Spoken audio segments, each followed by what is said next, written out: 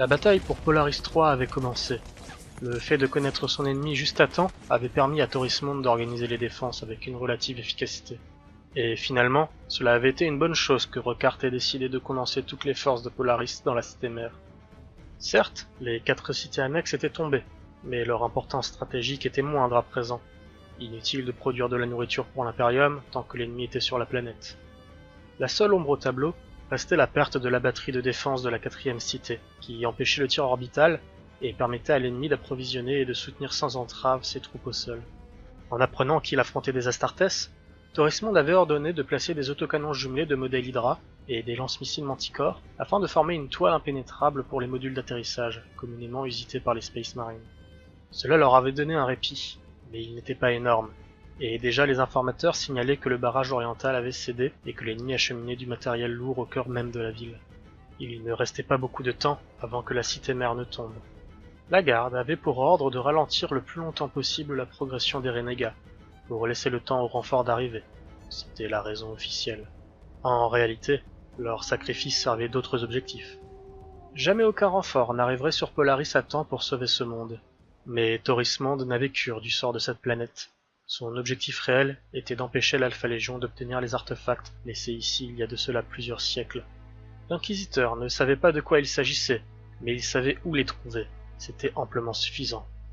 Il traversait donc la jungle Primus de l'archipel sud avec un air confiant et déterminé, tandis que lui et ses hommes taillaient leur route à coups d'épées tronçonneuses et énergétiques pour se frayer un chemin à travers la végétation dense.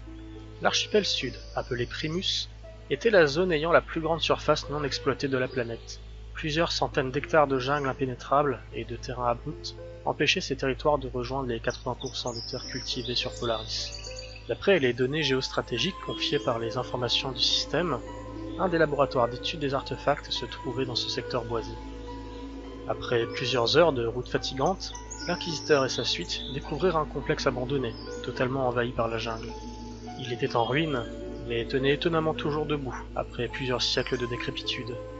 Un des gardes impériaux de l'expédition prit ses jumelles et observa le complexe depuis leur position surélevée. Il y passa quelques minutes avant de déclarer qu'aucune présence hostile n'était détectée.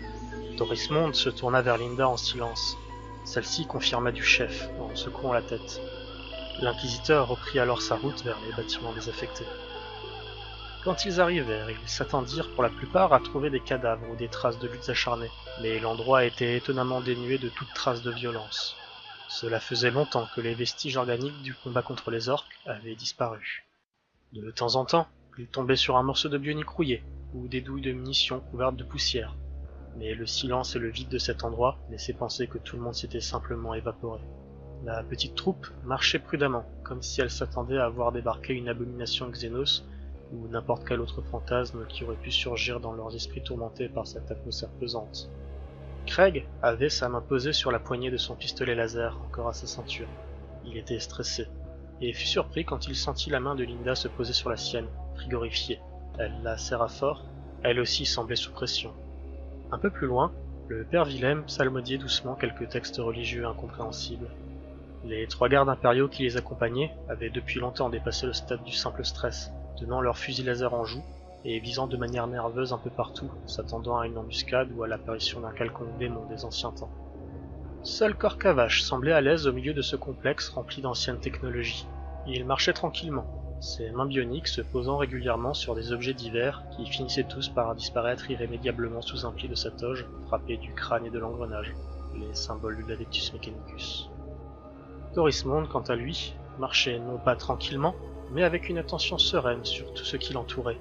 Sa main était cependant posée sur le pommeau de son épée, plus par habitude certes, que par véritable crainte d'un danger. Ils débouchèrent finalement dans une grande salle, où se suivaient des dizaines de paillasses sous verre et du matériel biologique, chimique ou mécanique de toutes sortes. Torismond jeta un œil discret à l'intérieur de ces établis sous verre.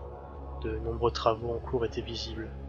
Des machineries complexes en construction, des fioles vides brisées, ayant été vidées de leur contenu, des traces de corrosion dues à des produits divers, ou des caissons de stase contenant des organes xénos indéfinissables et ayant miraculeusement continué de fonctionner. Le générateur plasma du complexe devait certainement être encore actif, malgré les siècles passés en fonctionnement. Il y eut soudain un bruit de verre brisé, infime, mais parfaitement perceptible dans cette grande salle vide et silencieuse, comme une fiole qu'on écraserait. Toute la troupe se retourna d'un même mouvement vers la source du bruit. Ils virent déguerpir une petite créature velue, de la taille d'un rat, qui disparut dans les ombres. Tous se relâchèrent, rassurés, et le groupe continua d'avancer. Leur route les mena à un ascenseur, s'enfonçant plus profondément. Par chance, il était encore alimenté, et il ne fallut que quelques réparations de fortune de Corcavache pour qu'ils puissent l'utiliser. Cela les mena dans une série de larges couloirs, qui autrefois devaient sentir la stérilité artificielle. Des murs de carrelage blanc et usé couraient sur des dizaines de mètres, la monotonie étant interrompue par l'apparition régulière d'une porte ou d'une fenêtre de verre, généralement brisée. Les pièces ressemblaient à des cellules, où des espèces xénoses devaient certainement être étudiées vivantes par les chercheurs impériaux. Plus loin, ils débarquèrent dans une espèce d'atelier, où étaient retenues dans des chambres de stase diverses technologies extraterrestres. Torismond brisa soudainement le silence de mort. Il faudra qu'après investigation complète tout cela soit détruit. De tels artefacts impies ne doivent pas rester en l'état. Corcavache nota l'instruction de son maître dans une de ses bobines mémorielles, sans scier. Du moins, cela lui aurait de toute façon été difficile, étant donné la structure presque entièrement mécanisée de son visage. Linda se sentit soudain mal à l'aise. Elle eut comme une envie de se dissimuler aux yeux de ses amis, sans comprendre pourquoi. Elle tenta de lâcher la main de Craig, qui la regarda d'un air dubitatif. « Linda, tu vas bien ?» À peine eut-il entendu ces mots, que Torismond se retourna et attrapa Linda par le bras en repoussant Craig. Il parla cependant calmement, et avec douceur. « As-tu ressenti quelque chose? Décris-moi. » Elle détourna le regard en gémissant. « Seigneur, ne me regardez pas.